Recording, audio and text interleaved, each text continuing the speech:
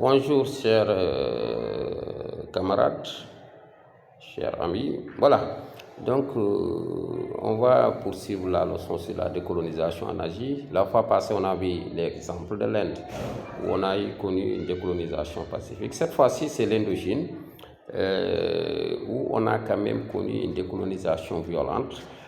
Mais attention, pour ce qui est de l'Indochine, là, la puissance coloniale, c'est la France. C'est la France qui colonisait l'Indochine, qui se trouve en Asie du Sud-Est. C'est la seule fédération coloniale française, l'Indochine, qui comprend le Laos au nord, le Cambodge au sud, et on a aussi le Vietnam qui se trouve un peu à l'est, alors que le Laos c'est au nord-ouest et le Cambodge au sud-est.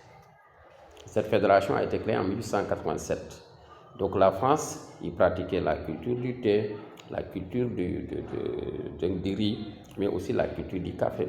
Malheureusement, la population de l'Indochine vivait dans la misère, parce qu'exploitée par l'administration coloniale française. Et devant cette situation, on va noter la création de partis politiques, dont le plus connu, c'est le Parti communiste indochinois qui a été fondé en 1930 par Ho Chi Minh. Voilà.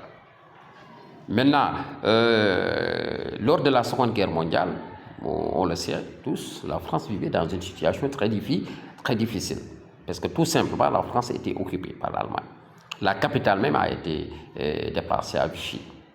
Les Japonais profitent de cette faiblesse de la France, envahissent l'Indochine. Donc, à partir de ce moment, l'Indochine est envahie par deux puissances coloniales.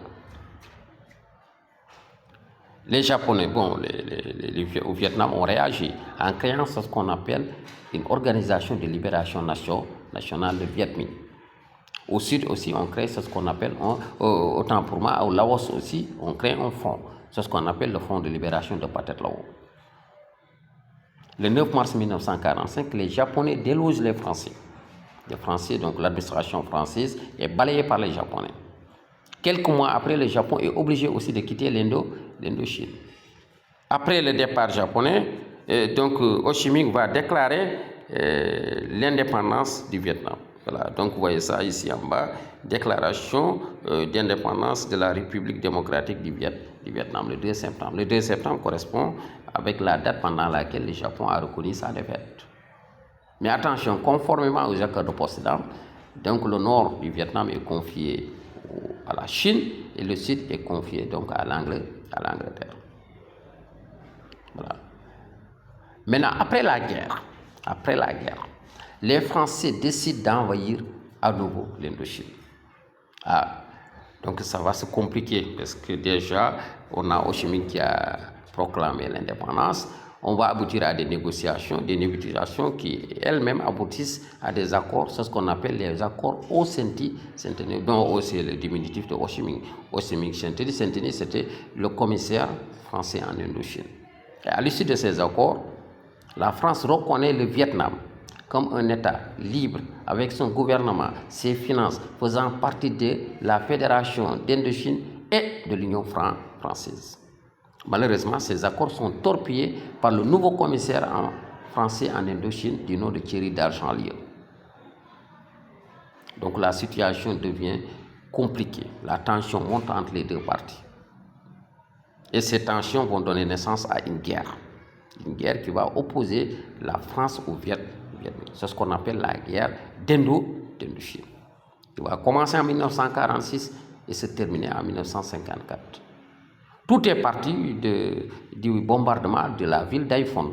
Le 23 novembre 1946, les Français bombardent la ville d'Haiphong en prétextant un attentat sur leur garnison. Le 19 décembre, les troupes du général Giap, aussi Viet Minh, s'en prend au quartier français à Hanoï. On fait 200 morts. La situation devient compliquée, c'est le début du conflit.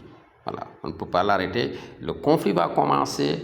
Les troupes du Viet Minh, les milices du général Giap, se replient dans la forêt et mènent ce qu'on appelle une guérilla contre la France. Avec comme slogan, le jour aux Français, la nuit aux Viet. En 1949, la guerre s'internationalise Pourquoi? Parce que tout simplement, les deux grands s'impliquent. La France est soutenue par les États-Unis.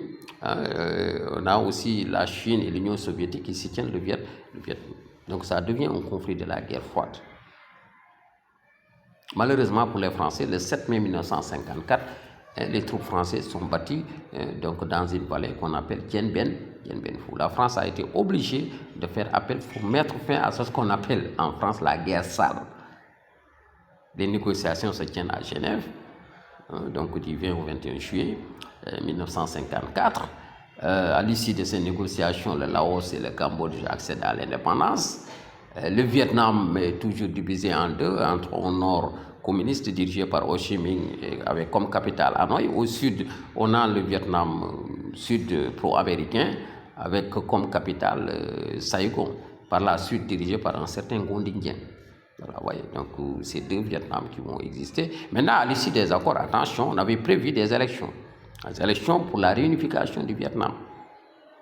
2 ans après. Malheureusement, sous l'influence des Américains, le Sud refuse d'aller au processus électoral. Le nord du Vietnam, le Vietnam Nord, décide d'envahir le Sud. C'est le début d'un nouveau conflit qui va durer 20 ans, de 1955 à 1975, qui oppose le Vietnam Nord au Vietnam Sud. Un conflit aussi qui va marquer les relations internationales parce que les Américains vont s'impliquer et ça va même un peu souiller la dynamique de la détente parce que c'était lors de la détente. L'Union soviétique et la Chine soutiennent le Nord, les Américains soutiennent le Sud. Les Américains vont même envoyer les troupes.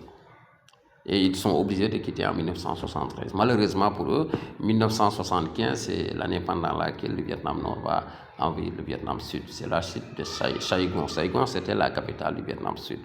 Voilà ce qu'on peut retenir en résumé par rapport donc à cette partie qui concerne la décolonisation violente de l'Indochine.